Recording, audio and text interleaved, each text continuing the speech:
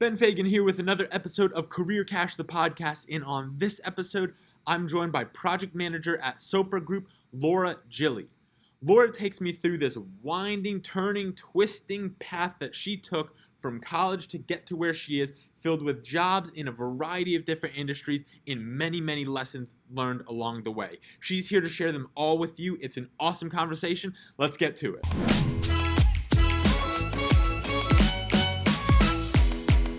So you just transitioned into a new role not too long ago as a project manager at Sopra Group. Can you kind of talk to us, catch us up with what you do on a day-to-day basis, what's involved in your role? Sure. So Sopra Group is a construction, contracting, and consulting firm based out of Delray Beach, but they really do service, the greater South Florida area. What we do on a daily basis, it's a little bit of everything. And I'm sure probably a lot of your guests have told you that with their roles.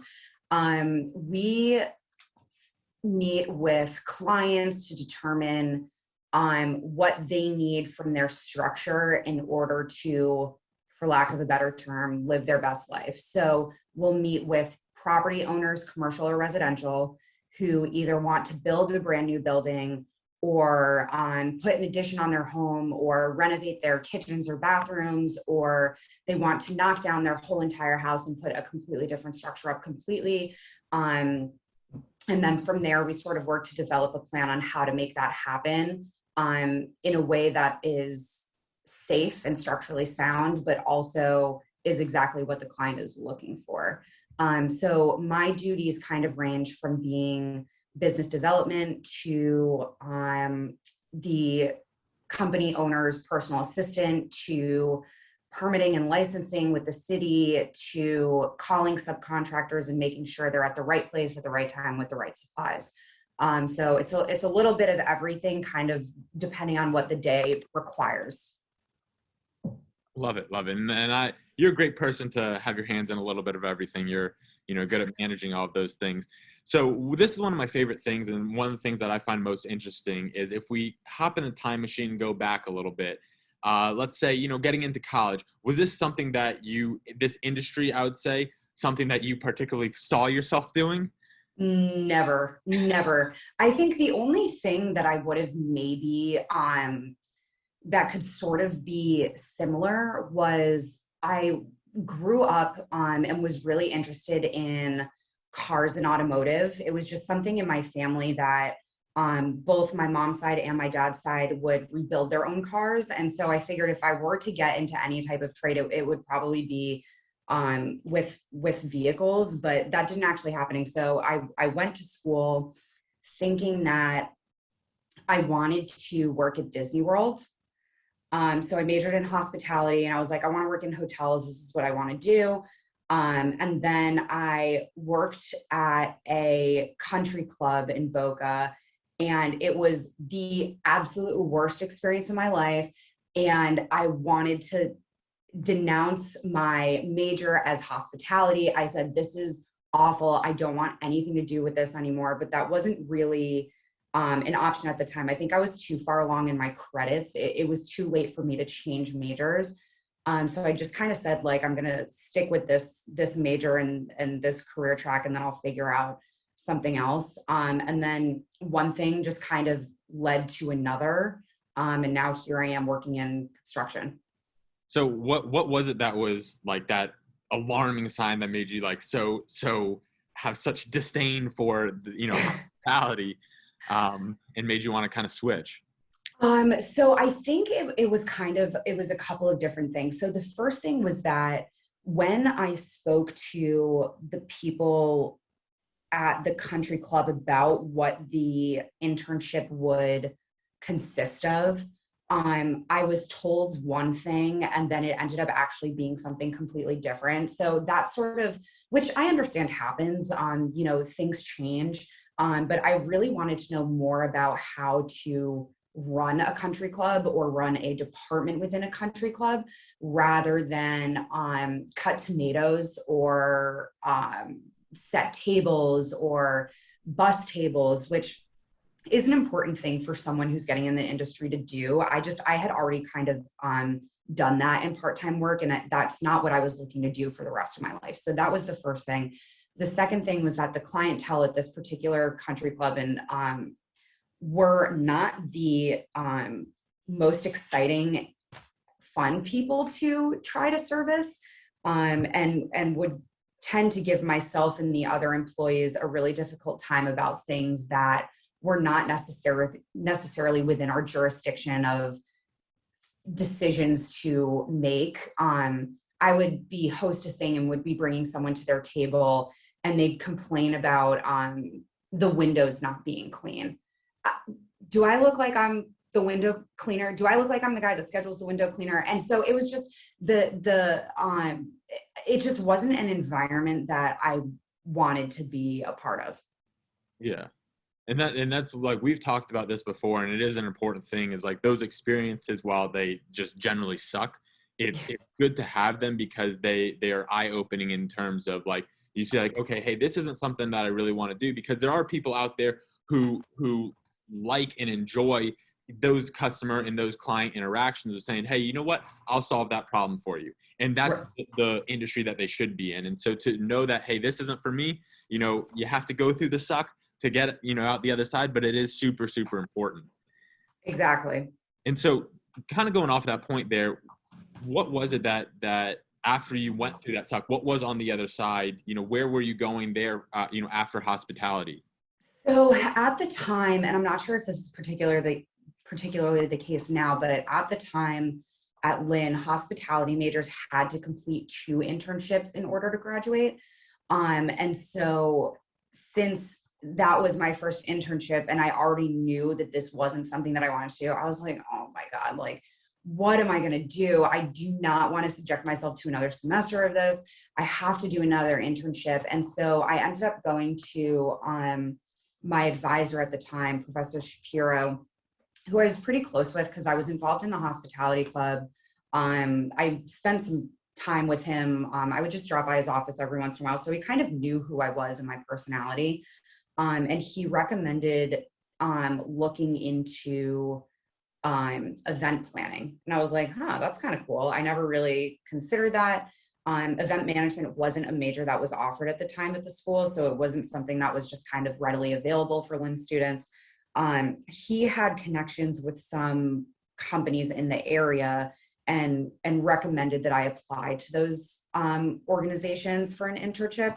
So I applied to a couple of places and I got an internship with a company based out of Delray. And it was the coolest thing. And I had the greatest time. And that's when I sort of realized, hey, I was interested in hospitality management because despite my previous story, like people, I like working hard. I like seeing my ideas physically come to fruition. I'm organized, and I don't mind working hard. And those are all sort of qualities that are required within the hospitality field, but are definitely like, you need those qualities on steroids in event management. And so that's how I kind of segued into the events field from previously wanting to work at a hotel in Disney World. And that's the beautiful thing. And I think something that needs to just continue to be brought to light with everything is you have this overarching industry of hospitality, and you initially think, what's the first thing? Hotels at Disney World. First thing comes to mind, and it's not event planning. And, evidently so it wasn't the same for you, but through these experiences, you kind of navigate towards that of saying, hey, look at all these different routes that I can go down, And so still event planning was not what you are doing today. And so we're building upon it, getting closer and closer to bring this whole thing to circle. So between we have some gaps to fill between event planning and what you're doing at Sopra Group. What in between there and why?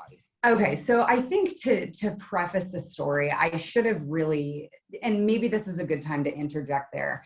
I'm very aware that I have no idea what I'm doing with my life, right? I don't know what I'm doing. And I think some people are scared to admit that, but I think that's like the first step to kind of opening up your realm of possibilities.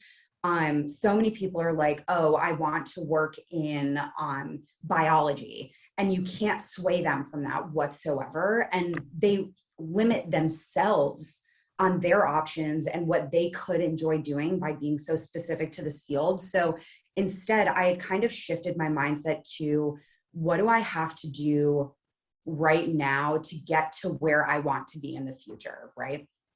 So after I had finished my internship and had finished my undergrad, that feeling that a lot of seniors get in the couple of months following graduation, you're like, oh shit, what am I going to do? I don't know what I'm going to do. I have to figure something out. So I was, applying to jobs in Florida. I was applying to jobs back home. I was looking at other things. I didn't really know what I wanted to do. And in the meantime, I had applied for a grad assistant position. Actually, I think they were called administrative fellows at the time. I had applied to every single one on campus, like every Department of Education. I have no background in education. Every single one. I was just like, here's my resume. I just, please, like, somebody take me in.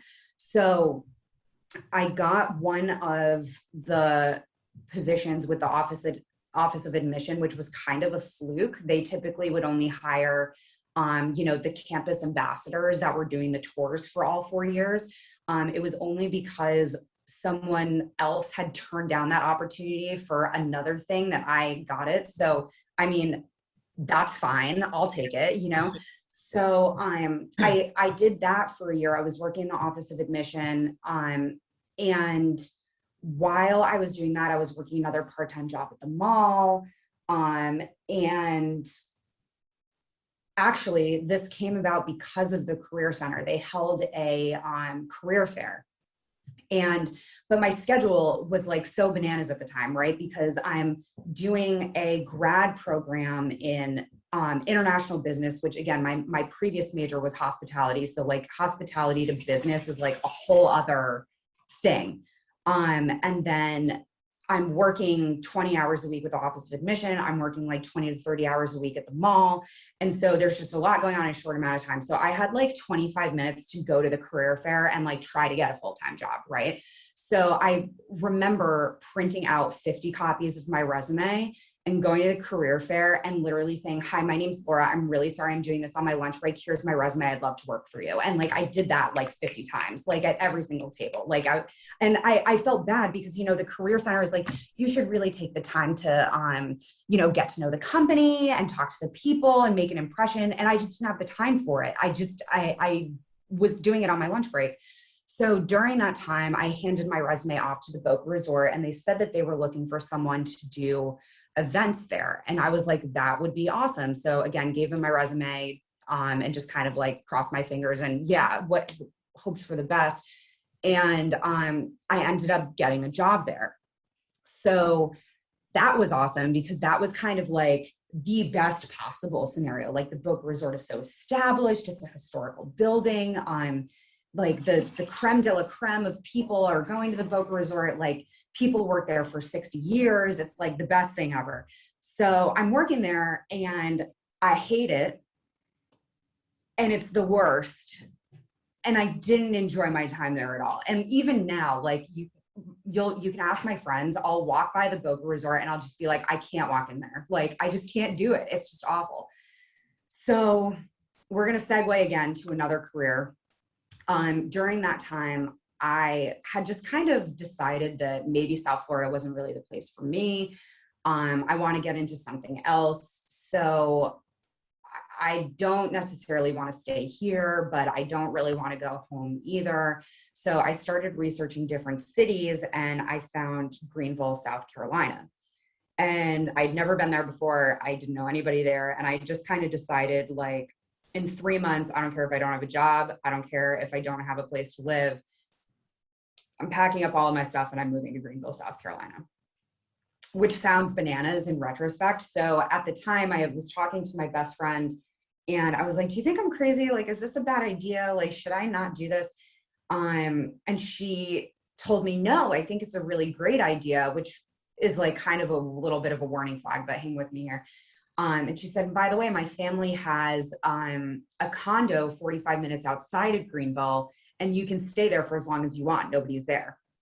So I kind of took that as a sign. I was like, okay, I had no idea that my best friend's family had an extra living quarters in this city that I happened to pull out of a hat and decided that I wanted to go to. So I was like, I'm going. That's what I'm going to do.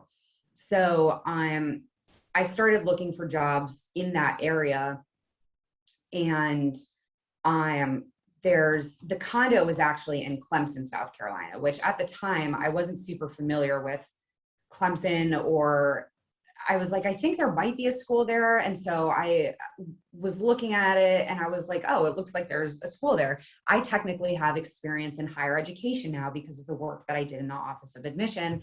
Maybe I can find something there. I don't know. Even if I can just get my foot in the door part-time, maybe it can lead to something later on.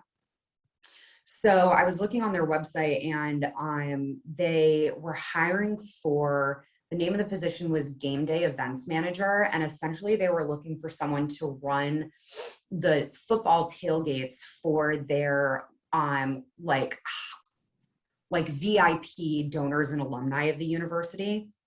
And I was like, that's cool. I like sports. It's an event management thing. And I've worked in higher education. And it's still kind of a hospitality thing because you need those qualities in order to, serve people of that caliber.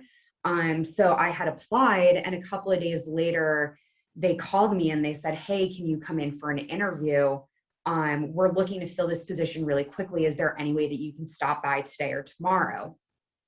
I was actually in Canada at the time visiting my brother. So there was like definitely no way that I could get there within short notice, but I actually convinced them, this is aging myself, to Skype interview because people just weren't doing that back then. I mean, it's so common now, but I was the first Skype interview that had ever gone through Clemson University. Wow. Oh, let's take a moment. Big shot. So I interviewed and they said, we really like you. We'd like to hire you. Is there any way you can get down here next week? So I got there and I started working that job, and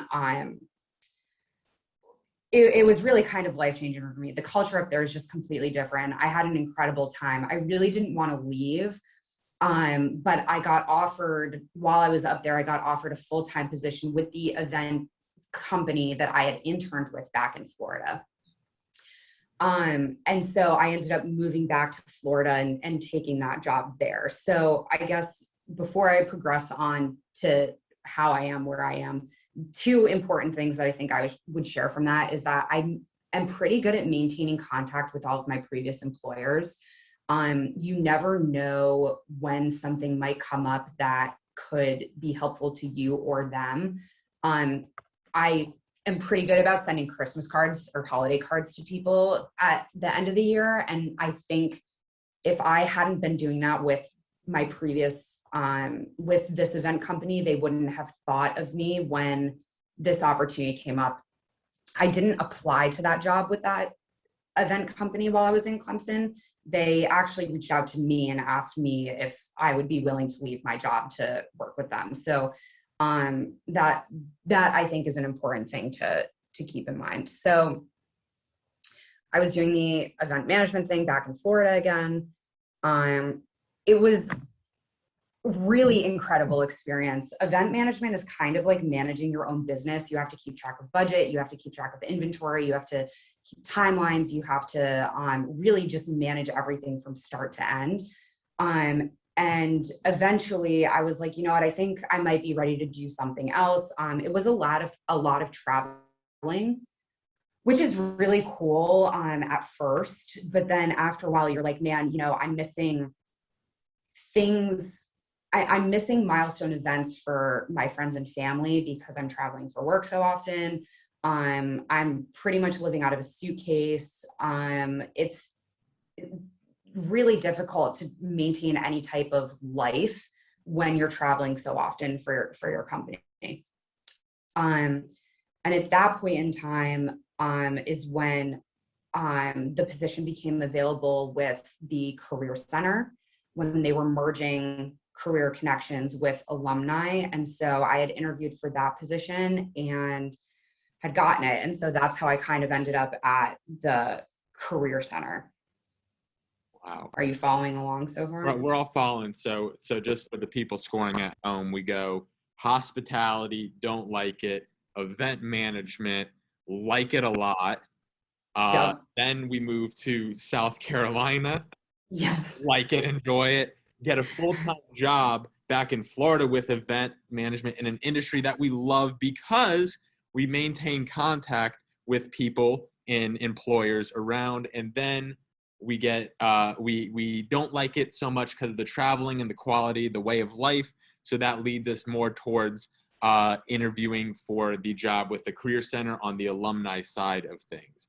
So that is the Reader's Digest. How'd I do? What's my score? That was perfect. Fantastic. I've been trying to find a way to kind of shorten that tail. So thank you for doing that. Yeah, so you could use the clip and just send it off to whoever asks you. Thank you. Yes. The 30-second clip right there. So I think that's so cool. And one thing, before we go on any further, that I think it's so important to touch on too is that, like you mentioned, you don't have it all figured out, and that's okay. It's not a bad thing. And you can have it. You don't have to have it figured out to have your life together.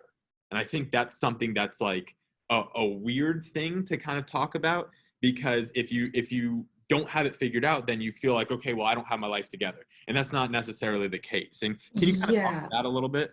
Right. So, I mean, especially in working with the Career Center, I see so many students, I mean, even prospective students who are coming in on a tour that are, 15, 16 years old, and they're like, I want to do marketing. And I'm like, but do you? Like, how do you know? Like, I can personally attest that almost none of the decisions that I made as a 15-year-old were sound ones. So how could I be expected to make a decision like, I want to study marketing, and marketing is what I'm going to do for the rest of my life, and all I ever want to do is marketing, marketing, marketing? Like, I can't commit to something like that. So I think the thing is that I guess I want to say it's sort of, I don't know if generational is the right word, but I've definitely noticed that so many students now are so focused on this one track. And if they deviate, if a job was offered to them in something that wasn't exactly what they wanted to do, they wouldn't even entertain the idea, which, can also be a positive quality. If you know what you want and you have your standards and that's what you want to do, then that's great. But I think students and people are so quick to say, this is what I want to do, because that sounds safer than saying, I'm not really sure and I'm open to other ideas.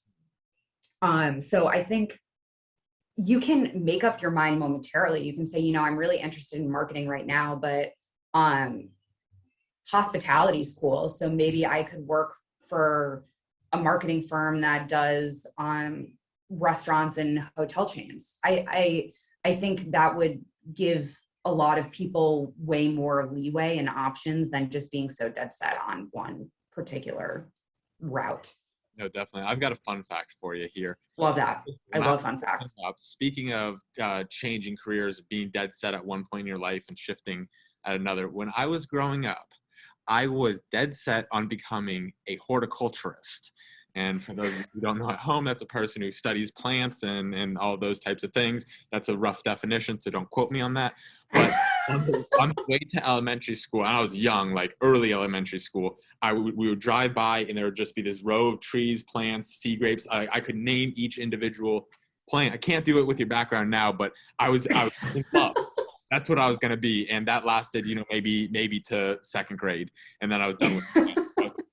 But kind of to your point, though, and something that really helped me personally, I think it overlaps with what you're saying, very nicely, is you can have this goal and this route that you want to go down, but have other things that you enjoy. And how I used that in my life was playing baseball. Growing up, all I wanted to do was reach the big leagues, play professionally.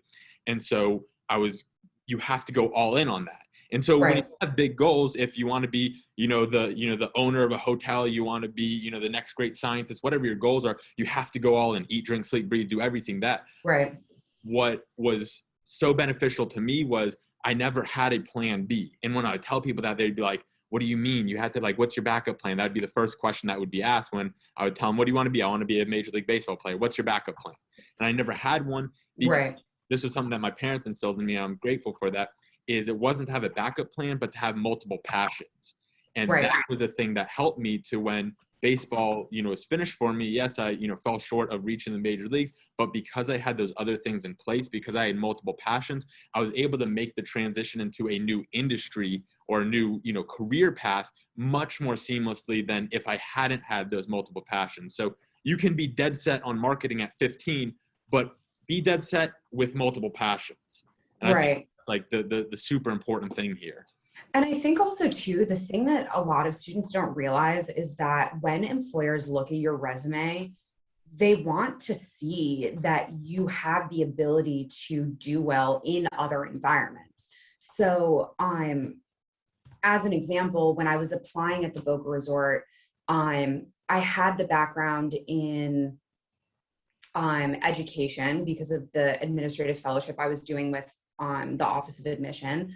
I was also working in like a high-end clothing store in the mall. So some students may just think like, oh, I'm only working at the clothing store in the mall. I don't have any real professional work experience. Well, you're trained to speak to the customers and the clients in a particular manner. And that does really well for the Boca Resort. If they don't have to train you on how to your customer service voice, then that's one less thing that you're already qualified for.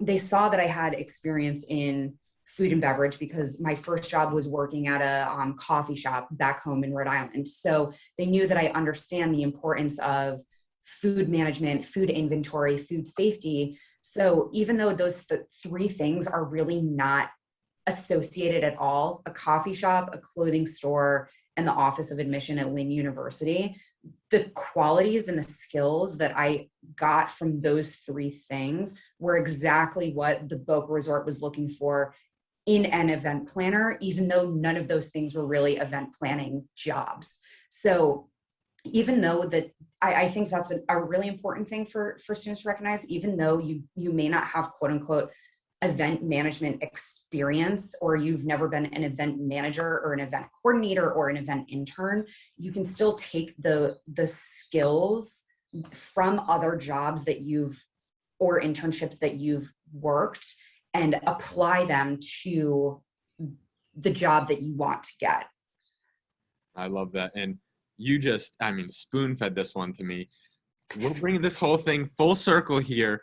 So through this winding, twisting road that you've taken to get to present day 2021, as we sit here and have this discussion, what skills have you picked up along the way that from all these different areas that you see are directly applicable to the things that you're doing in an industry with Sopra Group that is, again, so far from the other areas in your life prior? Yeah, so I think there's a couple of different things. So the first thing right off the bat is that with my previous roles, I've learned how to be a people person, and I've learned how to, just as I had mentioned, speak to billion-dollar clients. That takes a long time, and I still work on it every day myself, but it takes a long time to sort of learn how to do that and represent your company in a manner where you can work with $1 million, billion-dollar clientele. That is something that I use quite consistently in my role now. The second thing is organization. That definitely comes from my event management roles. I'm organizing things every single day, whether it's paperwork in the office or organizing different subcontractors. Organization is a huge deal. Other qualities. I don't know if this would necessarily be considered a quality, but 99% of the time, I'm the only woman on a job site.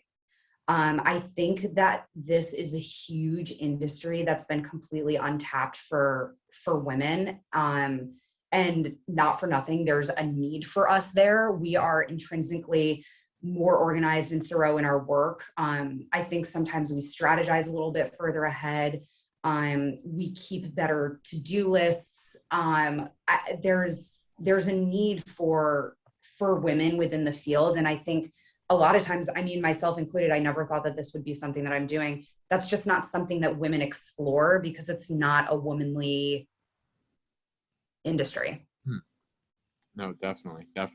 Before we wrap up here, you mentioned this, that all these things in your life are helping you get to where you want to go. So, question, where do you want to go? Ooh. Yeah, I don't know. People ask me that all the time, and I've never really been able to come up with a good answer. If I could pick like any industry or like anything that if I could pick anything, I'd love to be a race car driver, but I mean, maybe that will happen. I don't know. But I think for me, because of my circumstances, I've always really just wanted to come down to the fact that I'm independent in my work and independent financially. And so with that comes the responsibility of being able to make enough money to support oneself. So this was something that I had mentioned to my boyfriend right before hopping on here, because I think it's important to mention that people say things like, it's, if you do what you love, you'll never work a day in your life, which is cool. But like, if you're making $5 an hour, you can't really function on that. So you need to be able to acquire the skills to work a job that makes you enough money where you're not working a zillion hours a week and you're enjoying your life, so that you can support yourself in a way that makes sense. So I guess, what do I want to do? I want to make $1 billion trillion so that I don't ever have to worry about money again. I love it. And I am in full support of the race car driver dream. I appreciate it. Thank you. And if you're interested and there is a particular car-based Instagram account that you want to give a little shout out, I wouldn't stop you at this point. So if you want to take advantage of that, feel free. If not, wrap it up. So is there anything that comes to mind? I haven't been super active on it. I guess this goes against everything that I said about being committed and doing a good job at everything that you're doing. And but I do have a car Instagram account. It's at Laurasaurus Rex, Laura with 2 R's _SS for Super Sport. So if anyone wants to give me a follow, please feel free to do so. There it is. I'm on a journey to become Instagram famous. On the fast track to Instagram fame in the automobile industry. So I love that. So now we're coming to the time where it's time to cash out, leave the people with a little extra dough, a little extra money for the road with your best piece of advice, biggest lesson that you've learned along the way. So what do you have for us today? I think my best piece of advice is to set yourself up for success. If you don't do the things that are going to help you in the long run, you're never going to get anywhere. So make sure you're doing the best thing that you can do in your job right now. Maintain contact with your employers and your coworkers. Be friendly to everybody that you meet, because you never know which opportunities are gonna come from those people. And you can't be successful if you don't allow yourself to be. So just make sure you're setting yourself up for success. I love it. Beautiful. Well, what can I say? Laura, thank you so much for coming. Cashing out. This is fantastic. Absolutely cashing out. Give people a little money for the road. So thank you so much for coming on. This is awesome. Great catching up with you. And I look forward to seeing you driving down those tracks here soon. So thanks, Ben.